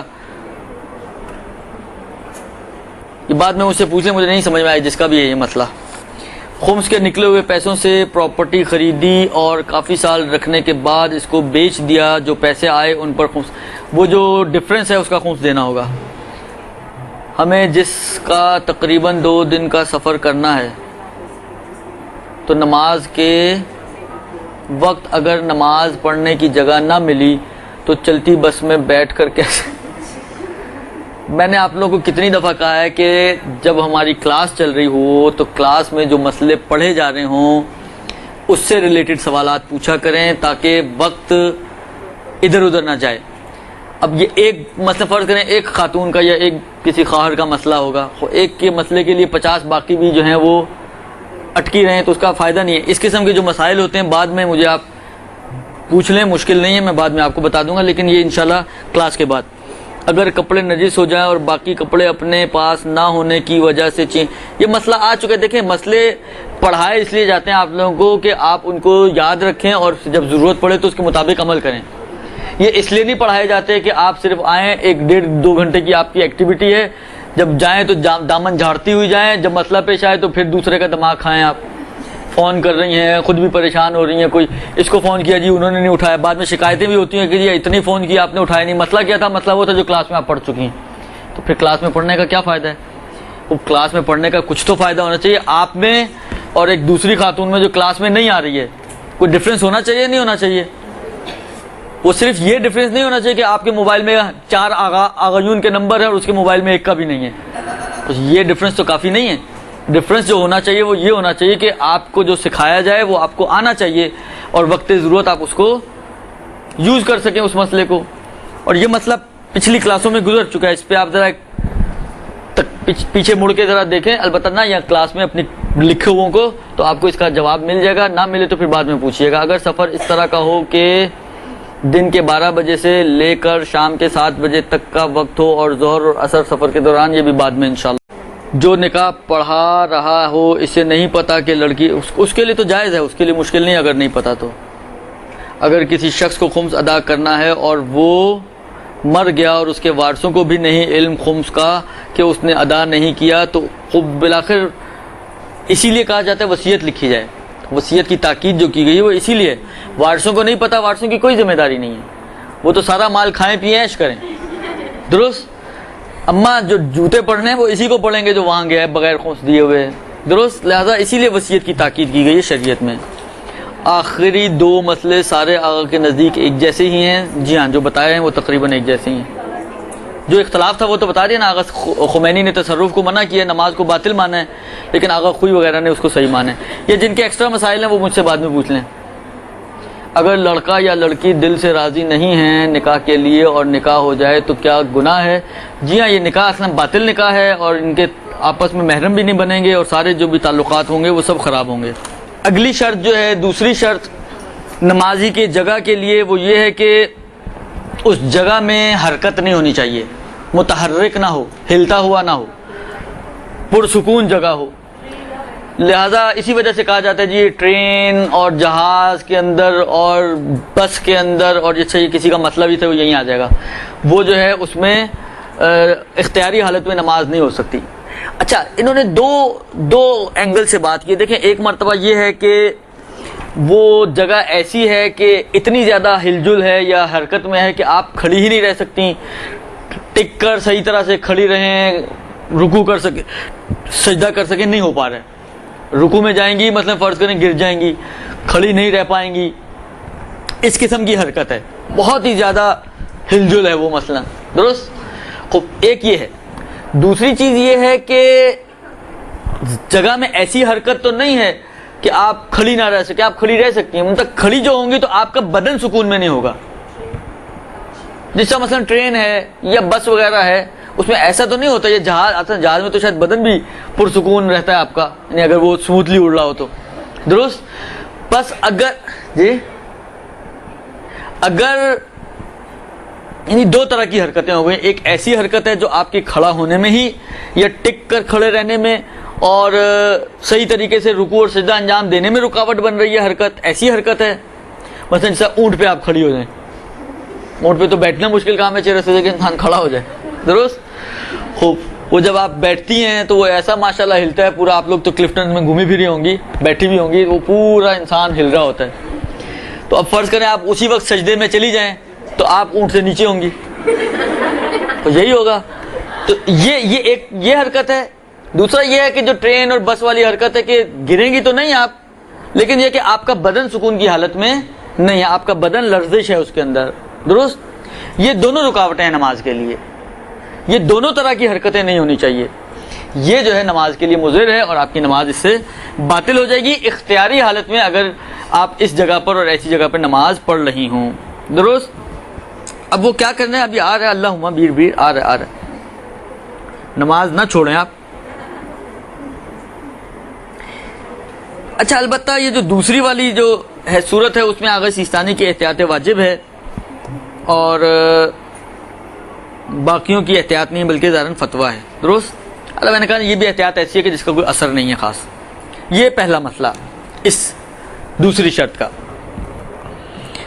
دوسرا مسئلہ یہ ہے کہ اگر ٹرین, بس, جہاز کھڑا ہوا ہو, مثلا جہاز ہوا میں نہیں کھڑا ہوگا, نیچے زمین پر ابھی کھڑا ہوا ہے, ابھی ٹائم نہیں ہوا, یا ڈیلے ہے فلائٹ آپ کی, تو اس کھڑی حالت میں اگر آپ اس ٹرین میں, بس میں, جہاز میں یا کسی بھی سواری میں, کشتی وغیرہ ہے, کسی آپ جہاز میں بیٹھی ہوئی ہیں, پانی کے جہاز میں بیٹھ, کہیں پہ بھی بیٹھی ہوئی ہیں آپ, تو اس کھڑی ہوئی حالت میں اس میں نماز پڑھنے میں کوئی حرج نہیں ہے. یعنی کہنا یہ چاہ رہے ہیں اس مسئلے میں کہ اصل میں سواری خود ایسا رکاوٹ نہیں ہے نماز پڑھنے میں, جو رکاوٹ ہے وہ اس کی حرکت ہے. لہٰذا اگر وہ حرکت نہیں کر رہی, کھڑی ہوئی ہے, تو آپ بھی نماز پڑھ سکتے ہیں اس میں. یعنی یہ ضروری ہے کہ نماز آپ زمین ہی پہ کھڑے ہو کے پڑھیں. اگر آپ سواری پہ مثلا زمین سے اتنا اونچا ہو کے آپ نماز پڑھ رہی ہیں تو بھی اس میں کوئی حرج نہیں ہے, اگر وہ حرکت والی مشکل حل ہو جائے آپ کی. درست. ابھی چلتی گاڑی کا آ رہا ہے, ابھی تو اختیاری حالات کی بات ہو رہی ہے, ابھی ہم پریشان نہیں ہوئے, مجبوری میں نہیں آئے. اچھا اس کے بعد فرماتے ہیں کہ اچھا اب اس میں عرض کروں آپ کی خدمت میں کہ یہ جو حرکت والا مسئلہ ہے, جس طرح ایک سوال آیا تھا کہ جی ساری فلائٹ 12 بجے سے لے کے شام 7 بجے تک فلائٹ ہے, پوری ظہر کا نماز کا وقت جو ہے آپ کا وہ کیا کہتے ہیں فلائٹ میں, یا مثلا فرض کریں آپ خدا نخواستہ کراچی سے ہٹ کر کسی پاکستان سے ہٹ کر کسی اور جگہ کی ٹرین میں اگر بیٹھی ہوئی تو وہ تو شاید چلتی ہوں گی, ہماری تو ماشاءاللہ رینگتی ہے اور چلنا کم ہوتا ہے اور رکنا زیادہ ہوتا ہے, تو ہمارے پاکستان میں تو مشکل ہی نہیں نماز کی. اچھا ایران میں مشکل نہیں ہے, اس کی وجہ دوسری ہے. اس کی وجہ اس لیے کہ وہاں پہ روکتے ہیں, باقاعدہ نماز کی جگہ بنی ہوئی ہے, واش روم ہونے میں, تو اس لیے وہاں مشکل نہیں ہے. یا اس لیے مشکل نہیں کہ گاڑیاں چلتی کم ہیں, تو بھی آپ کو ہر تھوڑی دیر بعد وہ آدھے گھنٹے کے لیے رکی ہوئی ہے, تو آپ کو آدھا گھنٹہ مل جاتا ہے کہ آپ رک کے آرام سے نماز پڑھ سکتی ہیں. لیکن فرض کریں کہ کبھی شاید سدھار آ جائے, امید پہ دنیا قائم ہے, یا آپ کسی اور ملک میں ہیں جہاں پہ چلتی ہو گاڑی ٹرین, اور آپ کا پورا ٹائم جو ہے نماز کے اندر, نماز کا جو ہے وہ اس حرکت کی حالت میں, تو اب کیا کیا جائے؟ اب چاہے بس ہو, چاہے ٹرین ہو, چاہے جہاز ہو, تینوں کا مسئلہ ایک ہی جیسا ہوگا. کیا دیکھیں یہاں پر 2 اعتبار سے مشکلات آتی ہیں ہمارے پاس, بلکہ 3 اعتبار سے, اور تینوں الگ الگ اینگلز ہیں. پہلی مشکل تو حرکت کی ہے, بدن کی, تو وہ اگر ممکن ہے کنٹرول رکھنا تو ٹھیک ہے, اگر ممکن نہیں ہے تو معاف. یہ تو بدن کی حرکت کا مسئلہ ہو گیا. دوسری مشکل وہاں پر آتی ہے قبلے کی مشکل. درست. اس میں بھی جس حد تک سالو کرنا آپ کے لیے ممکن ہے وہ سالو کرنا پڑے گا. جہاں پر امکان سے خارج ہو گیا تو معاف. مثلا فرض کریں اتفاق بعض اوقات ہوتا ہے, مثلا جس اینگل پہ بس جا رہی ہے یا گاڑی جا رہی ہے قبلہ اسی اینگل پر ہے, وہ مسئلہ آسان ہو گیا آپ کے لیے. ہاں اگر یہ دیا انہوں نے کہ اگر فرض کریں قبلے سے ٹرن ہوتی ہے تو آپ کو پھر اپنا اینگل, مثلا فرض کریں یوں قبلہ تھا, گاڑی یوں جا رہی تھی, قبلہ یوں تھا, آپ یوں کھڑی نماز پڑھ رہی ہیں. اب گاڑی نے مثلا رائٹ ٹرن لے لیا تو قبلہ تو یہاں ہوگا نا, قبلہ تو نہیں رائٹ ٹرن لے لے گا ساتھ ساتھ. درست. آپ یوں چلتے چلتے یوں مڑ گئی تو اب آپ کا رخ ہو گیا اس طرف کو, تو قبلہ رہ گیا اس طرف کو. تو اب آپ کے لیے اگر پاسبل ہے تو اپنا رخ چینج کر لیں اور قبلہ رخ ہو کے نماز پڑھیں. درست. جیسے جہاز میں مثلا تھوڑی سپیس پیچھے اگر آپ کھڑے ہو کے نماز پڑھ رہی ہیں تو سپیس تھوڑی زیادہ ہوتی ہے, تو وہاں پر یہ گھومنا پھرنا آپ کے لیے نسبتاً آسان ہوتا ہے کہ بس گھومی یا جہاز گھوما تو آپ بھی گھوم جائیں. مثلا بعض فلائٹس کے اندر بعض میں یہ بھی ہوتا ہے کہ وہاں پر جیسا سعودیہ وغیرہ کی جو فلائٹس ہوتی ہیں خاص طور پہ حج وغیرہ کی, تو اس میں وہ اسکرین پر سامنے ہی لگی ہوئی ہوتی ہے, قبلہ بھی آ رہا ہوتا ہے, اندازہ بھی ہو رہا ہوتا ہے, تو آپ اس کے لیے آپ کے لیے موومنٹ ایزی ہوتی ہے. تو اگر ممکن ہے تو آپ کو اپنا رخ بھی پھیرنا پڑے گا تاکہ آپ کا قبلہ محفوظ رہے. لیکن جہاں پر ممکن امکان سے خارج ہو گیا, اب نہیں ہو سکتا, درست, تو وہاں پر پھر وہ قبلہ بھی آپ کا معاف ہو جائے گا. اس میں بھی البتہ یہ کہا کہ جس حد تک ممکن ہے، ایسا نہیں کہ فرض کریں اب قبلہ آپ اس رخ پہ ہو گئی، قبلہ اس طرف ہو گیا، آپ نے کہا کہ جی چلو میں بالکل ہی پشت پر قبلہ ہی ہو جاؤں، جب معاف ہو ہی گیا تو میں کسی طرف بھی رخ کر لوں، نہیں، اس میں بھی کوشش کریں کہ یہ جو 90 ڈگری اور یہ جو 90 degree right and left, in 90 degrees کے اندر اگر رہ سکتی ہیں تو بہتر، لیکن اگر اتنا بھی نہ ہو سکے تو پھر آپ کے لیے وہ معاف ہو جائے گا۔ یہ دوسری مشکل آپ کی۔ تیسری جو مشکل ہے وہ اہم مشکل ہے، جس کی طرف بہت سارے لوگ متوجہ بھی نہیں ہوتے، وہ یہ کہ کھڑے ہو کے نماز پڑھنے کی مشکل ہے۔ خود نماز تو آپ کو کھڑے ہو کے انجام دینی ہے، آپ بیٹھی ہوئی سیٹ پر، بس ہو یا ٹرین ہو یا آپ کی جہاز ہو، کہیں پہ بھی آپ بیٹھی ہوئی ہیں، جہاز میں آپ لٹک کے تو نہیں جا رہی ہے، 2D تو نہیں ہے آپ کے، اس میں آپ 16,000 سے انچولی پہنچ گئی لٹک کے، ایسا تو نہیں ہے، آپ بلاخر بیٹھ کر جا رہی ہیں، پیسے دیے آپ نے، یہ لٹکنے کے تو پیسے نہیں دیے آپ نے۔ تو ایسی صورت میں اب کیا ہوگا، یہ بیٹھنے کا مسئلہ کیسے حل ہوگا؟ اس میں بھی مسئلہ یہی ہے کہ جتنی نماز، جتنا پاسبل ہے آپ کے لیے کھڑے ہو کے نماز پڑھنا، فرض کریں سیٹوں کے درمیان آپ کھڑے ہو کے نماز پڑھ سکتی ہیں، درمیان میں کھڑے ہو کے پڑھنی پڑے گی، یا جہاز میں نے جیسا کہا کہ بعض بڑے جہاز ہوتے ہیں تو پیچھے اسپیس ہوتی ہے، وہاں کھڑے ہو کے نماز پڑھ سکتی ہیں، تو کھڑے ہو کے نماز پڑھنی پڑے گی۔ بس میں فرض کریں درمیان میں کھڑے ہو کے نماز پڑھ سکتی ہیں، کھڑے ہو کے نماز پڑھنی پڑے گی۔ بس یہاں پر جتنا کھڑے ہو کے مثلا فرض کریں آپ اتنا صرف جس طرح ہمارے پاکستان کی بسوں کا حال ہوتا ہے، بس اگر کوئٹہ سے آپ تافتان جا رہے ہو تو بیچ میں بھی انہوں نے سٹول رکھ کے بندے بٹھائے ہوئے ہوتے ہیں، درست؟ تو اب آپ بیچ میں بھی کھڑے ہو کے نماز نہیں پڑھ سکتی، لیکن آپ اتنا کر سکتے ہیں کہ اپنی سیٹ پہ کھڑے ہو کے الحمد سورہ کی حد تک کھڑی ہو سکتی ہیں، تو سیٹ پہ کھڑے ہو کے الحمد سورہ پڑھنا پڑے گا۔ اب رکوع کے لیے آپ نہیں جھک سکتی، نہ درمیان میں نہ ادھر، تو رکوع کے لیے سر سے اشارہ کریں گے آپ، سجدے کے لیے آپ نہیں جھک سکتے ہیں تو سجدے کے لیے آپ سر سے اشارہ کریں گے آپ۔ خلاصہ جہاں تک اور جتنی حد تک ممکن ہے آپ کے لیے اپنی نماز کو کھڑے ہو کر انجام دینا، کھڑے ہو کر آپ انجام دیں گی، ادھر آپ کو ایسا نہیں ہے کہ آپ بیٹھ کر سیٹ پر نماز پڑھ لیں تو کافی ہو جائے۔ جی اشارے سے درست، جی جہاں کھڑے ہو کے۔ البتہ ایک منٹ، تشہد کے لیے سیٹ پہ بیٹھ سکتے ہیں آپ، تشہد بیٹھ کے پڑھیں گی کیونکہ وہاں پہ بیٹھنا ممکن ہے، آپ سیٹ پہ بھی بیٹھی ہوئی تو کہلائے گا کہ آپ بیٹھ کے پڑھ رہی ہیں تشہد، تو تشہد کے لیے بیٹھنا پڑے گا، لیکن جو باقی رکوع اور سجدے ہیں ان کو سر سے اشارہ کرنا پڑے گا۔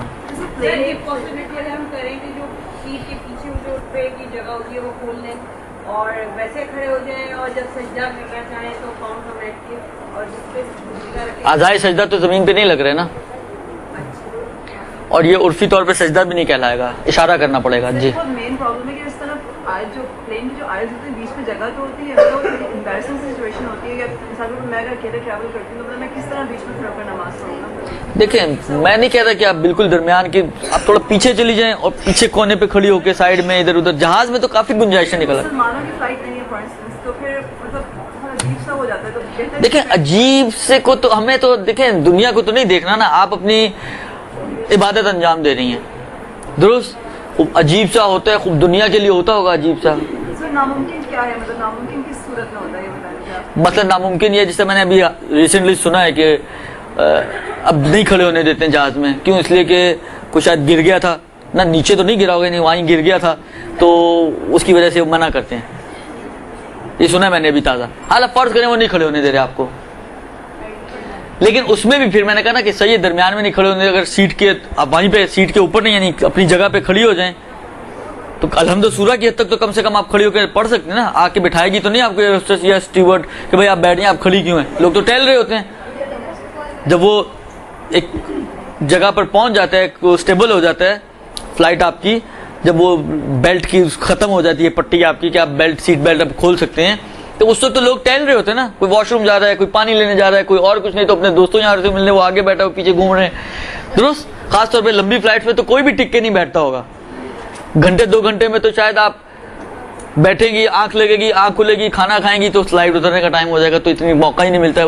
گھومنے پھرنے کا، چہل قدمی کا، ورنہ جہاں پہ لمبی فلائٹس ہیں وہاں پہ لوگ، تو اس میں آپ کھڑی ہو کے اگر اپنی سیٹ پہ الحمد سورہ پڑھ رہی ہیں تو میرا نہیں خیال کہ اس کو کوئی مصیبت دیکھنے دیں۔ دیکھیں اگر تو آپ کو معلوم ہے کہ شروع کا حصہ، تو میں نے کہا نا جب مثلا ایسا ہوتا ہے کہ شروع کا تھوڑا سا ٹائم ہلکی چل رہی ہوتی ہے تو اتنی حرکت نہیں ہوتی، اگر ایسے ہو کہ عرفاً کہلائے کہ آپ کا بدن سکون میں تو جلدی جلدی پڑھ لیں نماز، لیکن اگر زیادہ حرکت ہو رہی ہے تو پھر اگر بعد میں وقت ملے تو احتیاط یہی ہے کہ دوبارہ تکرار کر لی جائے. اشارے سے کیسے رکوع اور سجدہ کریں؟ سجدے گاہ رکھنے کا سوال. سجدے گاہ تو رکھنے کی پھر ضرورت نہیں، ہاتھ میں پکڑ کے ویسے ٹکا سکتے ہیں. اشارے سے سجدہ رکوع ایسے ہوتا ہے کہ سر سے اشارہ کریں رکوع کی نیت سے، ذکر رکوع پڑھ کے سر اٹھا لیں رکوع سے اٹھنے کی نیت سے، پھر سجدے کی نیت سے سر کو جھکائیں تھوڑا زیادہ رکوع سے، اور اسی طرح پھر اٹھیں اور پھر سر کو جھکائیں سجدے کی نیت سے، اور پھر اٹھ کے بیٹھ جائیں تو آپ کا رکوع اور سجدے دونوں پورے ہو جائیں گے. اور سفر میں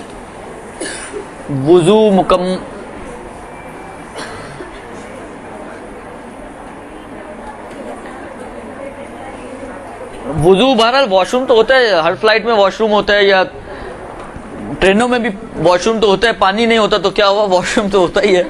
آپ کے پاس پانی کی بوتل ہوگی، کولر ہوگی، عام طور پہ لوگ لے کر چلتے ہیں. تو بہرحال جب تک وضو ممکن ہے تو وضو کو چھوڑا نہیں جا سکتا، اور وضو ہی کرنا پڑے گا، اور وضو کے بعد نماز پڑھنی پڑے گی انشاءاللہ. شرط سوم اب اگلی دفعہ پڑھیں گے. صلی اللہ علیہ وسلم.